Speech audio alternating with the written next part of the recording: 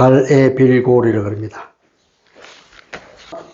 이로써 우리도 듣던 날부터 너희를 위하여 기도하기를 그치지 아니하고 구하노니 너희로 하여금 모든 신령한 지혜와 총명에 하나님의 뜻을 아는 것으로 채우게 하시고 주께 합당하게 행하여 범사에 기쁘시게 하고 모든 선한 일에 열매를 맺게 하시며 하나님을 아는 것에 자라게 하시고 그의 영광의 힘을 따라 모든 능력으로 능하게 하시며 기쁨으로 모든 견딤과 오래 참음에 이르게 하시고 우리로 하여금 빛 가운데에서 성도의 기업의 부분을 얻기에 합당하게 하신 아버지께 감사하게 하시기를 원하노라. 아멘.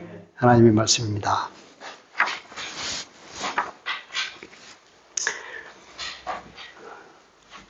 바울이 전도를 하다가 드디어 로마에 가서 옥에 갇혔습니다.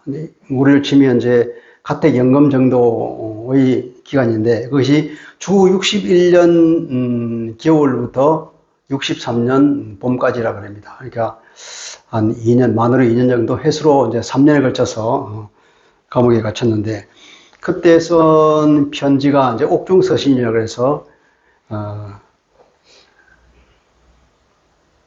그 에베소서, 빌립보서, 골로새서 그리고 빌레몬서 이렇게 4개가 있습니다. 이 편지를 쓴 경위를 보면 에바브라라고 하는 사람이 이제 로마의 바울을 방문하면서 자기가 세운 교회에 대한 소식을 전합니다. 그 교회가 어디냐면 이게 골로새에 세워진 교회예요. 골로새는 에베소에서 한 100 몇십 킬로 정도 떨어져 있는 도시라고 합니다. 우리나라로 비유할 텐데, 근데 인천이 에베소라면 저기 원주쯤 되는 곳이 이제 이 골로새예요. 그러니까 상간 지방이죠. 그 옆에 이제 우리가 잘 아는 갈라디아, 라오디게아가 있고 또 히에로폴리라는 데가 있고 그 세 도시가 이제 서로 마주보면서 있는 도시죠. 골로새는 이제 처음에는 한창 부흥에다가 조금 이제 도시가 좀 가라앉은 그런 상황인데 바울이 3차 전도 여행 때에 에베소에 곧장 달려가서 거기서 두란노를 거점으로 해서 한 3년 정도 열심히 복음을 전했습니다. 이때에 와서 하나님 말씀을 듣고 은혜 받고 그리스도인이 되어서 자기 고향에 돌아가서 교회를 세웠는데 이 사람이 에바브라라는 사람이에요. 그러니까 골로새에다 교회를 세우고 그 골로새를 중심으로 해서 주변에 많은 교회가 생기고 믿는 사람들이 생긴 거죠. 그때가 언제냐면 바울이 에베소에서 한창 사역할 때가 아마 3차 전도 여행이니까 주후 53년에서 55년 그 사이. 그러니까 아마 에바브라가 와서 은혜 받고 간 것이 대강 54년 전후라고 볼 수 있겠죠. 바울이 감옥에 갇힌 데가 이제 62년 전후라고 본다 그러면 한 8년 정도? 그죠? 한 8년 정도 후에 이제 에바브라를 만난 거죠. 물론 이제 에바브라의 소식을 중간중간에 듣고 기도를 했겠지만 이 얘기를 듣고 바울이 이제 편지를 쓴 거예요. 그 편지를 쓴 것이 이 골로새서라는 거죠. 근데 아마 우리가 추측한데 골로새에 편지를 써서 편지를 전달해 가려면 아마 배를 타고 간다 그러면 분명히 에베소를 들려서 골로새를 갈 건데 이왕에 갈 거 그러면 에베소를 들리니까 에베소에도 편지를 하나 쓰자. 그래서 에베소서가 쓰여진 것 같다 하는 생각이 들어요. 그러니까 에베소서를 쓰고 그리고 골로새서를 쓴 거예요. 편지를 거의 동시에 썼겠죠. 그래서 편지 내용을 보면은 에베소서 내용이나 골로새서 내용이나 상당히 유사한 점이 많고 문체적으로도 비슷한 그런 문구가 많아요.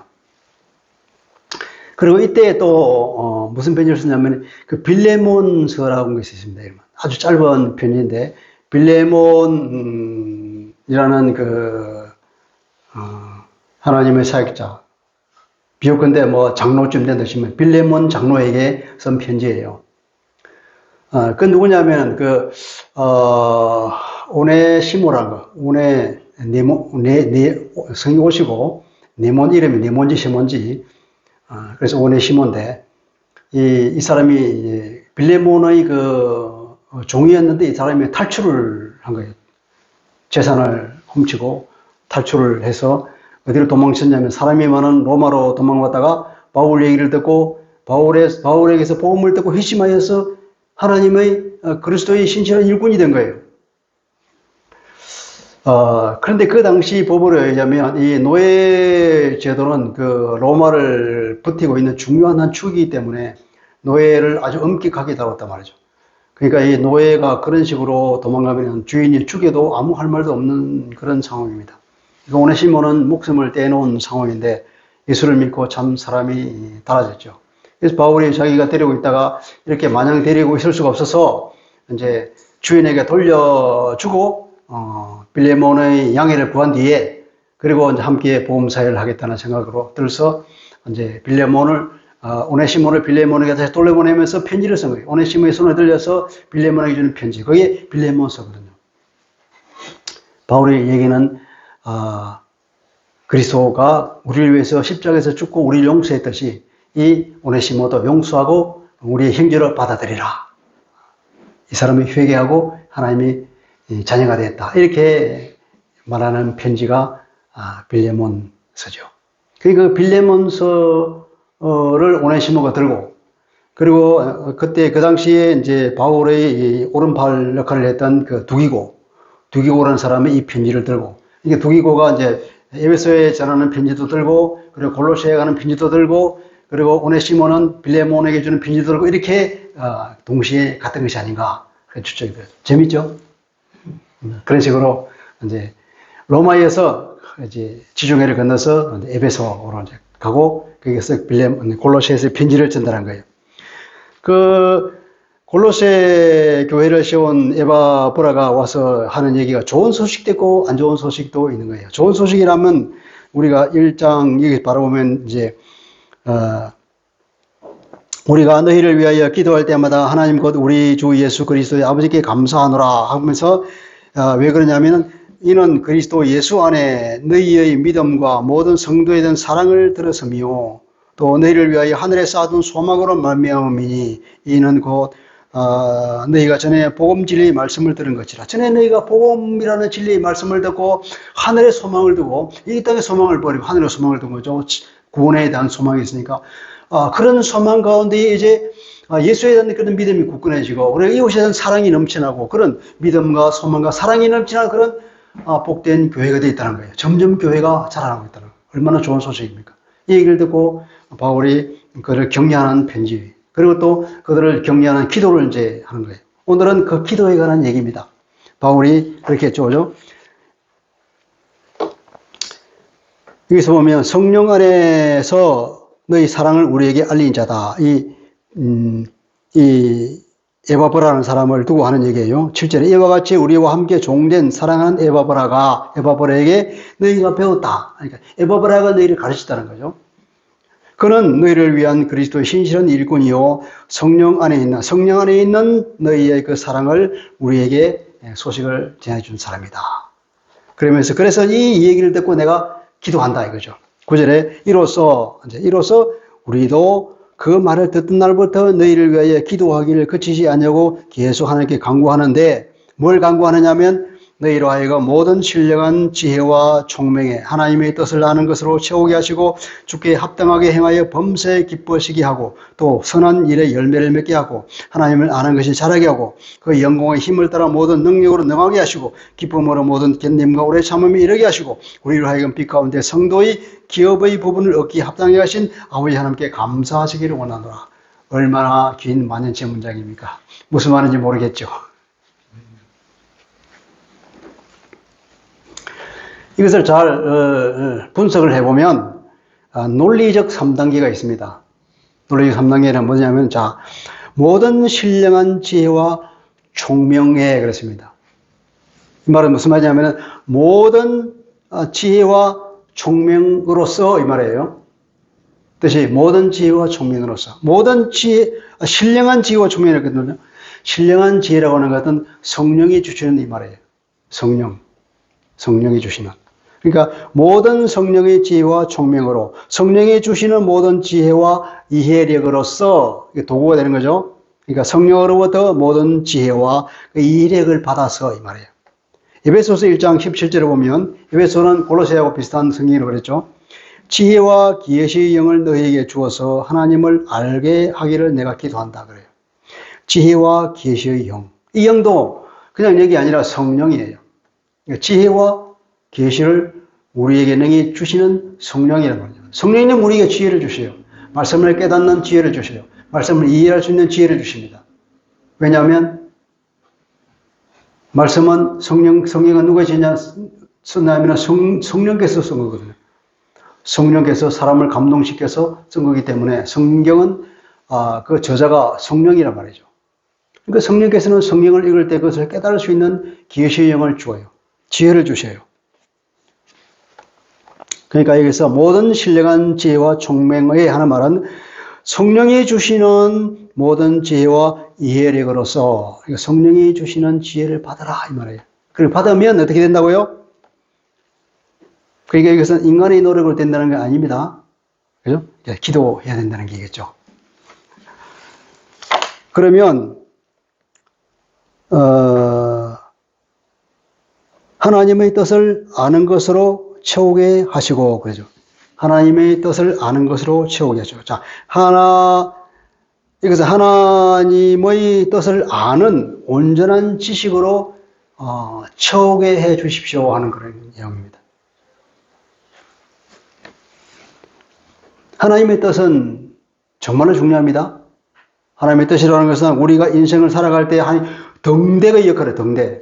불빛이 쫙 우리가 어디로 가야 할까? 바로 그 등대를 향하여 가는 것이 그 등대가 바로 하나님의 뜻이거든요. 우리 삶의 목표가 바로 그것이에요. 우리가 살아가는 방향이 바로 그것입니다. 하나님의 뜻. 왜 그렇습니까?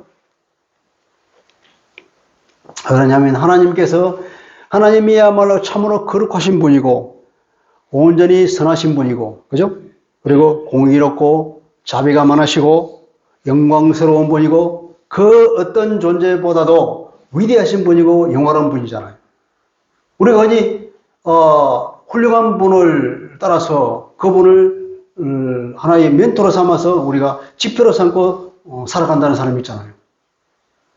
하물며 이 세상에 있는 훌륭한 사람을 우리가 본받아서 사는데 저 하늘에 계신 우리의 창조주 하나님, 그 거룩하시고 위대하시고 선하시고 그 영광에 계신 그분이 뜻이라면 얼마나 그것이 우리 인생을 빛나게 하겠습니까?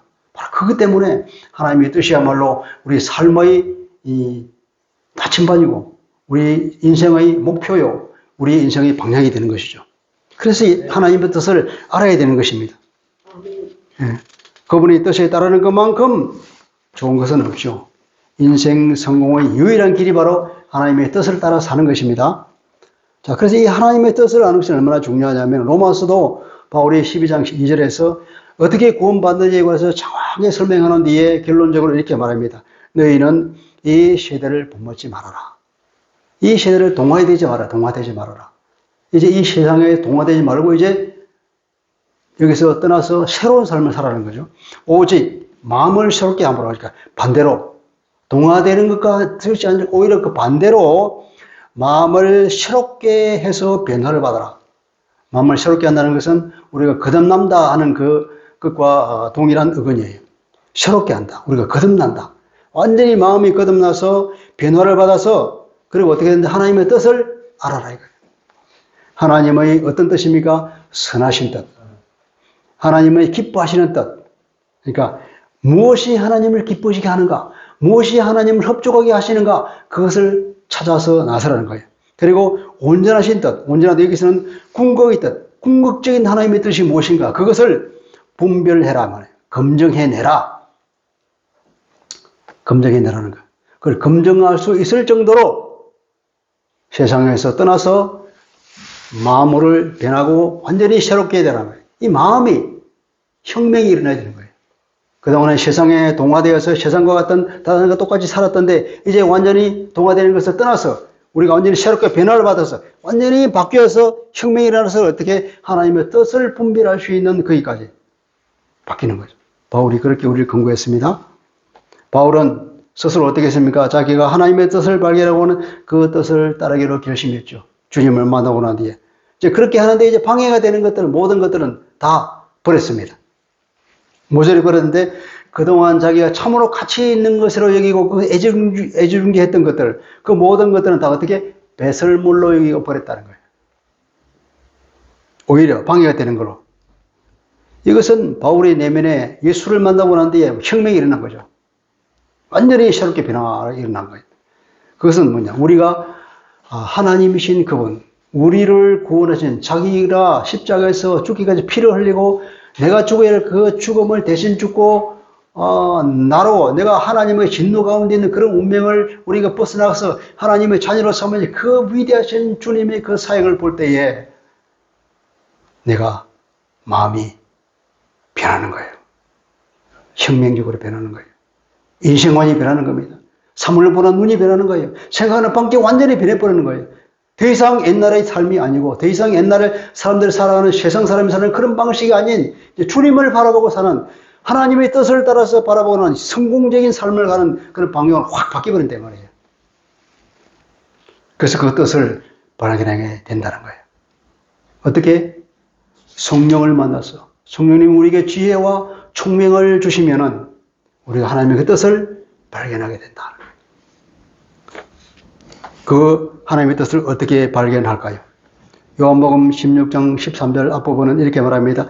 진리의 성령이 오시면 그가 너희를 모든 진리 가운데로 인도하시리니. 그 성령으로만 가능한 일이다 이 말이에요. 그러니까 앞에 성령이 주시는 모든 지혜와 총명을 받아야 된다 그렇게 말하고 있거든요. 제일 먼저 하는 기도가 가장 전제 조건이 성령이 주시는 지혜와 총명을 받아라. 그래야만이 하나님의 뜻을 분별하고 그것을 볼 수 있는 눈이 생긴다 이거죠. 그러니까 성령이 우리에게 오셨죠. 그러니까 이제 계시된 하나님의 말씀을 우리가 읽는 거예요. 성경이란 뭡니까? 하나님이 우리에게 계시해 주신 하나님의 말씀이에요. 그 말씀을 우리가 읽고 이해하면은 하나님의 뜻을 발견할 수 있습니다. 물론 그것을 읽을 때는 우리가 기도해야 되겠죠. 성령님, 이 말 뜻을 깨달을 수 있도록 우리의 눈을 통찰력을 주십시오. 이해력을 주십시오. 이렇게 기도를 하죠. 그러면 성령께서 우리의 눈을 열어주셔서 옛날에 깨닫지 못하던 것을 깨닫습니다. 옛날에는 몰랐는데 이게 이런 말이었어? 이게 여러 번 읽은 말인데도 불구하고 우리가 성령이 우리가 조명해 주시면 하나님의 새로운 뜻을 우리 깨닫고 우리 마음에 확 다가오는 것을 느낄 때가 있습니다. 그것이 바로 그런 거죠. 자, 10절로 들어갑니다. 그러면 주께 합당하게 행하여 범사에 기뻐시게 하고 모든 기뻐시게 하는 일이 생기는 거예요. 주께 합당하게 행하여 범사에 기뻐시게 하고 하는 말이 되는 거예요. 그 말은 무슨 말이에요? 그 결과로 그 결과 모든 이제 이 원문 본문 그대로 읽으면 모든 RSKR을 향하여 걸어간다 이 말이에요. RSKR을 향했으니까 걸어가요. 걸어간다고 하는 것은 우리 흔히 말하는 인생을 살아가는 것을 비유할 때 말하거든요. 구약에도 늘 걷는다고 하는 것은 인생을 살아간다는 걸 비유해요. 걸어간다. 어떤 삶을 사느냐? RSKR을 향해서 걸어가는 거예요. RSKR가 뭐냐면 어떤 사람을 기쁘게 하려고 애를 쓰는 걸 말해요. 기쁘게 하려는 어떤 열망. 누구를 기쁘게 할까요? 당연히 하나님이겠죠. 하나님을 기뻐하시게 하는 그런 열망을 향하여 내가 삶을 살아간다. 그게 뭐냐면 주님께 합당하게. 그것이 바로 주님 앞에서 합당하게 사는 방법이에요. 주님께 합당하게 내가 걸어가는데 살아가는데 어떤 식으로 산다? 바로 하나님을 기쁘시게 하기 위해서 어떻게 하면 하나님을 기쁘시게 할까? 그런 열망을 품고 그것을 향해서 계속 걸어서 인생을 살아가는 거예요. 그것이 이 말이에요. 주께 합당하게 행하여 범사에 기쁘시게 하고.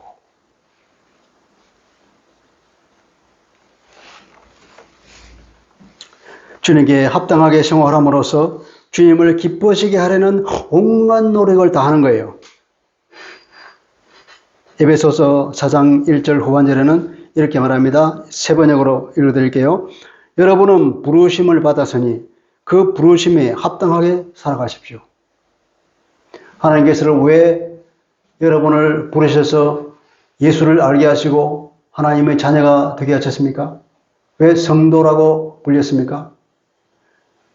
이 세상의 시시한 것에 물려들고 그런 사람들과 도매걸음 넘어가면서 그렇게 시시한 삶을 살라고 부른 것은 분명히 아닐 것입니다. 하나님의 자녀로서, 위대한 하나님의 자녀로서 하나님이 품고 계신 그 하나님의 뜻을 공유하면서 그것을 이루어 나가기 위해서 하나님과 우리 주님과 동력하는 그런 위대한 사업에 동참하도록 하나님의 놀라운 자녀로 삼은 거예요. 우리의 정체성이 그렇게 중요한 겁니다. 내가 누군지를 알고 이제는 시시한 그 세상 사람들과는 다른 삶을 살고 그런 것을 추구하는 차원 낮은 것이 아니라 저 높은 곳에 계신 우리 하나님, 그분을 우리 주 예수 그리스도의 영광을 바라보고 사는 높고 높은 곳을 향하여 살아가는 사람이 되는 거죠. 우리가 성찬했잖아요. 우리의 마음을 높이 저 하늘 위에 계신 우리 주님께까지 우리의 마음을 높이는 거예요. 그런 차원 높은 삶을 살아라고 우리를 부르셨으니까 응당 우리는 이제 그런 하나님의 마음을 알고 그분의 뜻에 합당하게 그 하나님을 향하여서 우리가 살아가는 거죠. 그래서 여러분은 부르심을 받았으니 그 부르심에 합당하게 살아가십시오. 그래서 이렇게 말하죠. 합당하게, 주님께 합당하게 걸어가라. 그 합당하게 걸어가는 것이란 하나님을 기쁘시게 하기 위해서 온갖 노력을 다하는 그것이야말로 주님께 합당하게 살아가는 방식이라는 겁니다. 첫째, 성령께서 지혜와 통찰을 주시면 하나님의 뜻을 발견하게 되고 하나님의 뜻이 내 안에 가득 차게 됩니다. 하나님의 뜻을 충만하게 생기면 찌르면 하나님의 뜻이 나오는 거예요.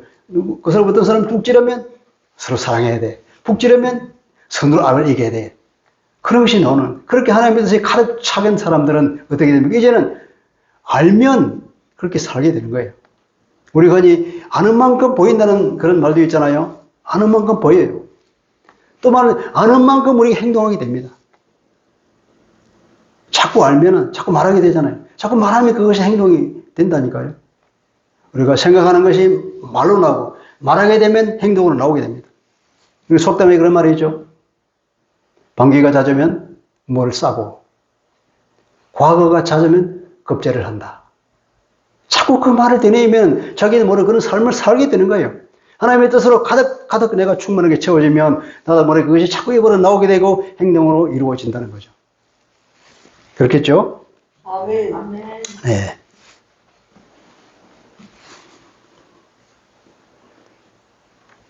여러분의 삶의 방향은 어디입니까? 지금까지 무엇을 향하여서 살아오고 계셨습니까? 혹시 우리가 두 다리를 걸치고 있었다면 온전히 한쪽으로 옮기시기 바랍니다.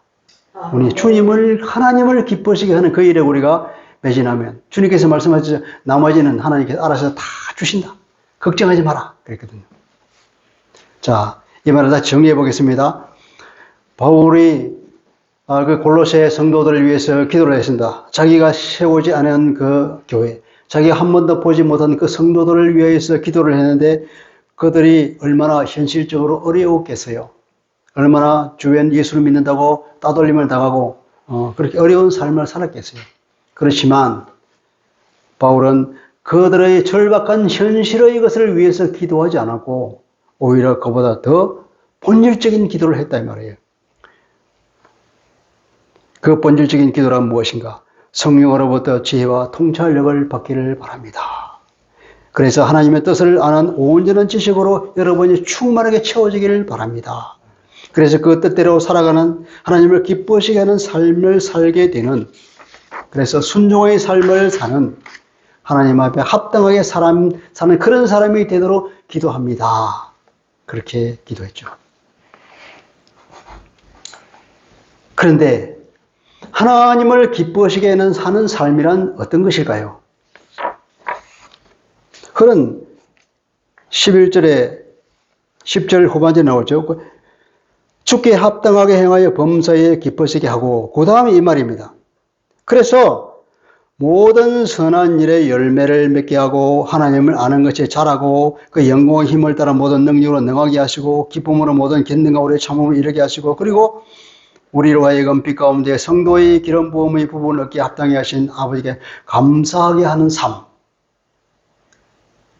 이것도 복잡해서 모르겠죠, 그죠? 자, 이걸 보면, 원문을 보면 딱 분사가 네 가지가 있어요, 네 가지. 분사 하나, 둘, 셋, 넷. 그래서, 요 네 가지가 바로 그런 삶인가 보다 하는 걸 딱 나와요. 첫째, 뭐냐면은, 모든 선한 일에 열매를 맺는 것. 열매 맺는 삶. 선이라고 하는 열매를 맺는 삶을 사는 것이 하나님을 기쁘시게 한다. 구체적으로. 삶의 열매. 착한 일을 열매 맺는 거죠. 에베소서 2장 10절 앞부분 세 번역으로 읽어드릴게요. 우리는 하나님의 작품입니다. 선한 일을 하게 하시려고 하나님께서 그리스도 예수 안에서 우리를 만드셨습니다. 우리가 그리스도 안에서 재창조된 사람인데 무엇 때문에 창조했다고요? 선한 일을 하게 하시려고 하나님께서 그렇게 만들어 주셨다는 거예요. 우리는 하나님의 새로운 작품입니다. 선한 일을 하게 하려고 우리가 하나님께서 새롭게 만드셨습니다. 말이에요. 그래서 우리는 선한 일을 하는 거예요. 하나님께서 우리를 그렇게 만드셨기 때문에 우리는 그렇게 선한 일을 하는 겁니다. 모든 악한 것을 버립니다. 그죠? 모든 불의한 것을 버립니다. 선하고 이곳에게 자비를 베풀고 이곳을 용서하고 품어주고 그런 삶을, 그런 풍성한 열매를 맺는 것. 구체적으로 우리가 성령의 열매라 그래서 뭐 사랑과 희락과 이런 게 돼 있죠. 그런 열매들. 그것이 우리 삶으로 나타나는 그것을 하나님이 그렇게 기뻐하신다 하는 거예요. 두 번째입니다. 하나님을 아는 것에서 자라간다 그랬습니다. 하나님을 아는 온전한 지식 안에서 계속해서 성장되어 가는 것입니다. 우리가 성장하고 싶다고 성장하는 것이 아니라 하나님께서 우리를 성장시켜 주는 것입니다. 어떻게? 그는 하나님을 아는 온전한 지식으로 자꾸 성장되는 거예요. 그러니까 지식이 우리를 성장시키는 겁니다. 하나님을 아는 지식이 있으면 그 지식으로 우리가 성장하는 거예요. 지식이 없으면 성장이 안 됩니다. 그래서 그 지식이 중요한 거죠. 그러니까 신앙 인격의 성장은 사실 배워서 아는 것이 아닙니다. 그래서 이것도 어느 날 갑자기 자라는 것도 아니고 어떻게 된다고요? 이거는 점진적으로 조금씩 그렇게 자라는 겁니다. 아기가 태어나서 어느 날 갑자기 위대한 인격이 된 사람 봤습니까? 아무도 없어요. 예수님도 어릴 때부터 점점 자랐다고 그랬잖아요. 성경에 보니까 그 지혜와 키가 점점점 자라더라고 했죠. 이것은 점진적인 성장인데 어떤 관계적이고 어떤 교제 속에서 이루어지는 것이지 홀로 똑불장군으로 되는 것이 아니거든요. 훌륭한 어떤 사람이 만들어지기까지는 훌륭한 부모 밑에서 자라야 됩니다. 훌륭한 선생님을 만나서 계속해서 배우고 그분을 본을 받습니다. 그래도 훌륭한 친구들이 있어야 됩니다. 그 친구들과 함께 적착탕망하죠. 서로 부대끼면서 깎여지고 훌륭한 인격으로 자라가는 거예요. 조금씩. 그렇듯이 우리는 어떻게 하나님과의 그 관계 속에서 하나님을 배워가는 거예요. 우리 주님과의 관계 속에서 우리가 점점 배워가는 거예요. 예를 들면 아브라함을 예를 들 수 있습니다. 아브라함이 하나님을 만나고 점점 하나님을 경험해가면서 하나님을 알아갔습니다. 그러면서 이 사람이 점점 훌륭한 사람이 되어 나갔어요. 믿음의 용사가 되어 나갔습니다. 자기 아들 이삭을 하나님께 제물로 드리려고 하는 그 정도까지 믿음이 자랐습니다. 하나님을 온전히 신뢰하는 사람이 되었습니다. 완전한 하나님의 사람이 됐죠. 우리가 말할 때 믿음의 조상이라고 하는 정도까지 되었습니다. 그때가 얼마나 걸렸을까요? 40년 이상 걸렸단 말이에요. 그렇게 장관 세월 동안 조금씩 성장하는 것이 우리 믿음이요 신앙 인격입니다. 그러니까 우리가 어떻게 계속해서 그분과 관계와 교제를 나눠야 되고 우리가 주님을 바라봐야 되는 거죠. 그냥 되는 것이 아니에요. 에베소서 4장 13절로 15절입니다. 우리가 다 하나님의 아들을 믿는 것과 아는 일에 하나가 되어서 교회 공동체를 두고 하는 얘기거든요. 교회 공동체에 하나님께서 교사와 지도자를 세워주시면 그 지도자를 통해서 교회 공동체가 배워나갑니다. 그 배워서 어떻게 된다고요? 하나님의 아들을 믿는 것과 아는 일에 하나가 될 정도로 우리가 배워나갑니다. 그리고 온전한 사람을 이루어서 그리스도의 장성한 분량이 충만한 데까지 이르게 된다. 자꾸 이렇게 배워서 자라가야 된다. 왜 자라야 합니까? 그 이유는 우리가 이제부터 어린 나이가 되지 아니하며 사람의 속임수와 간사한 유혹에 빠져서 온갖 교훈의 풍조에 밀려 요도하지 않게 하려 함이라. 세상이 얼마나 풍파가 심합니까? 세상이 사탄을 통하여서 우리를 계속 유혹하고 우리가 속이고, 우리가 믿음의 어린아이가 되면 그 사탄의 유혹과 속임수에 그 세상의 풍조가 얼마나 많습니까? 새로운 철학이 나오죠. 새로운 풍조가 나옵니다. 새로운 무슨 패션이 나옵니다. 그런 아주 다양한 새로운 경험 계속 나오는데 거기에 휩쓸려 들어가 버리면 자기도 모르게 그냥 사탄의 밥이 되어버린단 말이에요. 그렇게 되지 않도록 하기 위해서 어린아이가 되면 안 되기 때문에 자라야 되는 거예요. 계속해서 자라야 됩니다. 베드로도 이렇게 말합니다. 베드로전서 2장 2절에 갓난 아기들 같이 순전하고 신령한 저절을 사모하라. 이는 그로 말미암아 너희로 구원에 이르도록 자라게 하려 합니다. 자라서 구원을 완성하기 위해서는 계속 어떻게 해야 된다고? 신령한 젖을 사모합니다. 신령한 젖을 먹어야 된다는 거예요. 하나님의 말씀인 신령한 젖을 계속해서 먹고 자라야 된다는 것입니다. 그러니까 우리가 주님을 가까이 할 수 있는 여러 가지 방법을 끊임없이 우리가 실행해야 되죠. 아무리 그렇지만 우리가 피조물인 인간이 어떻게 창조주 하나님을 알 수가 있겠습니까? 극히 일부분은 알 수 있죠. 그렇지만 우리가 계속해서 우리에게 주신 그 말씀을 통하여서 성령을 통하여서 우리가 주님을 알아가야 되는 거죠. 우리가 아는 만큼 우리가 성장하니까 우리가 많이 성장하고 싶으면 많이 알아야 되죠. 지식이 많아야 됩니다. 그분이 계시해 주시는 그만큼 알게 되기 때문에 그분의 계시에 우리가 계속 다가가야 되고 계속 우리의 계시가 된 주님을 바라보고 가장 좋은 방법은 주님의 십자가를 보는 거예요. 왜 주님께서 십자가를 지셨냐? 그 십자가를 통해 내가 어떠한 은혜가 주어졌는지 계속 바라보면서 계속 감사하는 삶을 살면 점점 우리가 자라게 됩니다. 아멘. 세 번째는 이 말이죠. 어떤 말이냐면, 그의 영광의 힘을 따라서 모든 능력으로 능하게 하시고, 기쁨으로 모든 견딤과 우리의 참음에 이르게 하시고, 이 11절 한 절 전체가 한 삶인데, 이것은 이렇게 읽게 됩니다. 그의 영광의 힘을 따라서 모든 능력으로 능하게 하시어서 그 결과 기쁨으로 모든 견딤과 오래 참음에 이르게 되는 삶. 그러니까 우리 모든 능력을 받는 것은 그것이 목적이 아니라 핵심은 뭐냐면 견디는 거예요. 그러니까 내적 우리가 말하는 영적인 맷집이 커지는 거예요. 세상을 살다 보면 고난이 옵니다. 고통이 옵니다. 온갖 시련이 또 옵니다. 하나님께서는 그 시련을 없애주겠다는 말씀이 아니라 그 시련을 견디고 이길 수 있는 내적인 힘을 주겠다 이 말이에요. 그걸 치워줬으면 좋겠는데 그것은 그냥 주고 견딜 수 있는 맷집을 주겠다는 거예요. 여러분 견디시기 바랍니다. 그것이 성경하는 것입니다.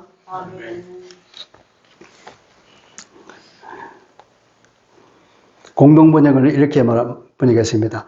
하나님의 영광스러운 권능으로부터 오는 온갖 힘을 받아서 강해져서 모든 일을 참고 견딜 수 있게 되기를 바랍니다. 그 힘이라고 하는 것은 에베소 3장 16절에 이렇게 말합니다. 그분의 영광의 풍성함을 따라서 그의 성령으로 말미암아 네 속 사람을 능력으로 강건하게 하시오며 이렇게 기도합니다. 그러니까 속 사람을 내적인 힘을 길러주는 거예요.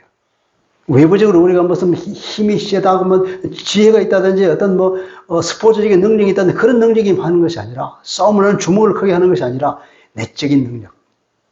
그래서 내적인 온유함. 그것이 하나님의 권능에서 오는 하나님의 영광에서 오는 힘이다 말이에요. 그 내적인 힘을 충만하게 되면 그러면 웬만한 시련과 고난을 얻으려 다 견딜 수 있다는 거예요. 그걸 믿음에 깊이 뿌리 박으면서 이것은 아무것도 아니야. 능히 견딜 수 있는 그런 내적인 힘이 그것을 길러라는 거예요.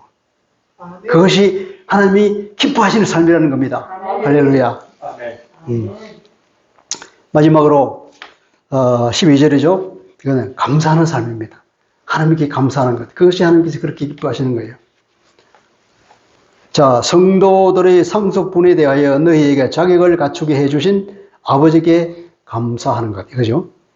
천국을 상속할 수 있도록 당신이 자녀로 삼으신 하나님께 감사하는 것을 말합니다. 우리가 기도할 때 감사 기도를 많이 하십시오. 그러면 저는 감사할 제목이 없어요. 아무리 들어봐도 감사할 거리가 없어요. 온통 고통밖에 없고 자녀들은 다 망했고 사업도 망하고 내 건강도 망하게 뭘 감사하겠습니까? 하죠. 그러나 우리가 이걸 봐야 되는 거죠. 아무런 감사거리 있고 내가 완전히 망해서 설령 죽어 없으신다 하더라도 우리에게 가장 중요한 건 무엇이냐면 내가 구원을 받았다는 것입니다. 여러분. 이것이 얼마나 큰지 알아야 돼요. 이게 있잖아요. 성도의 기업의 부분을 얻기에 합당하게 하신 하나님 아버지께 감사하라. 이게 구원을 얻게 하신 하나님께 감사하는 거예요. 천국을 우리가 상속하게 했다는 것. 구원을 얻은 사람이 천국을 상속하잖아요. 그분은 하나님의 상속자가 됐어요. 그래서 하나님을 아빠라고 부르지 않습니까? 하나님의 자녀가 되는 그 권세, 그 특권, 천국을 상속하게 된 내가 천국에 가게 된다는 것. 주님이 이미 우리를 위해서 천국에 우리 아파트 분양해 놨습니다. 그건 절대 없으잖아요. 그것이 우리에게 감사할 거예요. 그것보다 큰 게 어디 있습니까? 그것보다 큰 게. 항상 여러분은 그것을 생각하면서 감사하고 기뻐하시기 바랍니다. 네. 우리가 죄 가운데 살다가 하나님의 진노, 심판의 대상이 될 운명이었던 내가 하나님의 자녀가 되고 천국을 상속하는 상속자로서 하나님을 아버지로 부르는 이 특권, 이것이야말로 최고의 감사 제목이죠. 그러니까 우리는 십자가를 바라봐야 되는 겁니다. 십자가의 그 의미를 계속 상기하고 감사를 회복하시기 바랍니다. 아멘. 말씀을 정리해 보겠습니다. 바울은 그들을 보면서 중보기도를 했는데 현실적 필요보다는 본질적인 것, 평생의 기도 제목으로 기도했습니다. 바울이 한 이 중보기도, 이것이 바로 우리가 평생 해야 될 기도 제목 아니겠습니까? 그렇게 받으시기 바랍니다. 그 기도 제목이란 첫째, 성령의 지혜를 주셔서 성령께서 우리에게 어쩌 지혜와 통찰력을 주십시오. 그 기도 꼭 해야 됩니다. 하나님의 뜻을 아는 지식으로 우리가 가득 채워지기를 바랍니다. 그 기도를 꼭 하십시오. 그리고 하나님을 기쁘시게 하는 합당한 삶을 살게 해 주십시오. 꼭 기도하십시오. 우리의 삶의 목표는 오직 하나님을 기쁘시게 하는 것입니다. 그리고는 구체적으로는 우리 삶의 네 가지 하나님을 기쁘시게 하는 삶. 첫째, 우리 삶의 선한 열매를 맺고, 둘째, 하나님을 아는 지식으로 계속 우리가 성장해 나가는 것. 삶의 선한 열매, 그리고 성장, 그리고 뭡니까? 고난을 이기는 내적인 힘. 그리고 마지막으로 구원을 주신 하나님께 감사하는 삶. 어떠한 어려움과 고난과 무너진다 할지라도 우리 구원을 바라보면서 주님의 십자가 그 십자가를 바라보면서 다시금 감사를 회복하는 것. 하나님, 내가 비록 아무것도 없지만 주님이 나를 위해서 십자가에 주셨고 나의 가야 할 그 천국에 내 집이 이미 분양되어 있다는 그 사실에 저는 감사합니다. 모든 것이 없더라도 그 하나보다는 만족합니다 하면서 감사하는 것. 하나님께서 그것이 그래, 내가 너를 기뻐한다. 그것이 그걸 믿습니다. 여러분 주로 무엇을 위해서 기도합니까? 보통 우리는 기도는 하나님을 찬송하는 기도, 내가 회개해야 할 기도, 그리고 내가 강구할 거 강구하고, 그리고 남을 위해서도 강구하고, 뭐 이런 기도가 이제 공통적으로 다 고루고루 섞인 기도를 이제 균형 잡힌 기도라 그러죠. 그런데 어린아이 기도는 차줄창 달라고 하는 기도만 하잖아요. 계속 달라고 보채기만 하는 그런 기도. 그건 우리 어린아이 기도예요. 좀 더 성장해야 되죠. 하나님께 영광을 돌리고, 그분께 감사하고, 그리고 내가 잘못한 것에 회개하고, 그리고 간구하고, 남을 위해서도 기도하고, 이 나라를 위해서도 기도하고, 그런 기도를 해야 되겠죠. 그게 아까 그 중에 가장 본질적인 기도, 바울이 우리에게 알려주는 성령님 내게 지혜를 주십시오. 통찰력을 주셔서 하나님의 뜻을 알게 해 주십시오. 하나님의 뜻이 내 안에 가득 차서 그냥 나도 모르게 하나님의 뜻대로 사는, 하나님을 기쁘시는 삶을 살게 해 주십시오. 선한 열매 맺기를 바랍니다. 계속해서 자라기를 바랍니다. 주님, 내가 내적으로 강해져서 어떤 고난도 이기는 힘이 있기를 바랍니다. 늘 감사하는 생활이 되기를 원합니다. 그런 기도를 우리가 꼭 해야 될 줄 믿습니다. 그래서 그걸 때자면 우리가 계시된 하나님의 말씀을 읽고 계속 묵상하면서 성령의 조명을 받아서 그래서 성령의 지혜와 알할 통찰력을 받게 되는 겁니다. 그래서 하나님의 뜻을 아는 지식으로 우리가 충만해지겠죠.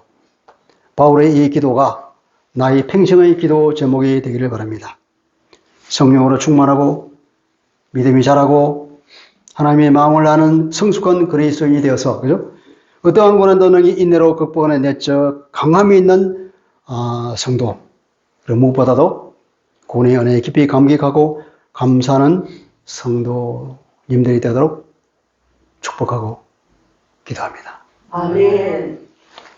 아버지 하나님, 오늘 바울이 골로새 성도들을 향하여서 기도한 내용을 보며 그것을 우리의 평생의 기도 제목으로 받아들이기를 원합니다. 아버지, 우리가 항상 이 기도를 하게 하여 주옵소서. 성령께서 내 안에 오셔서 성령님의 그 계시와 통찰을 우리에게 주시고, 그래 하나님의 선한 뜻이 무엇인지 분별할 수 있는 능력을 나눠 주시고, 그 하나님의 뜻을 아는 지식으로 내가 가득 채워져서 나도 모르게 내 삶이 하나님을 기쁘시게 하는 이 삶을, 합당한 삶을 살아가는 사람이 되기를 간절히 원합니다. 내 삶을 통하여서 선한 열매가 맺히고, 그리고 하나님께 감사하며 내적으로 계속해서 성장해 나가고, 그리고 어떠한 역경도 이겨나가는 내적인 강함이 내게 주어지는 그런 하나님이 기뻐하시는 삶을 살기를 간절히 원합니다. 오 하나님, 은혜 베푸셔서 우리가 능히 그런 삶을 살고 주님으로부터 칭찬받는 삶이 되도록 은혜 베풀어 주옵소서. 예수 그리스도 이름으로 기도합니다. 아멘.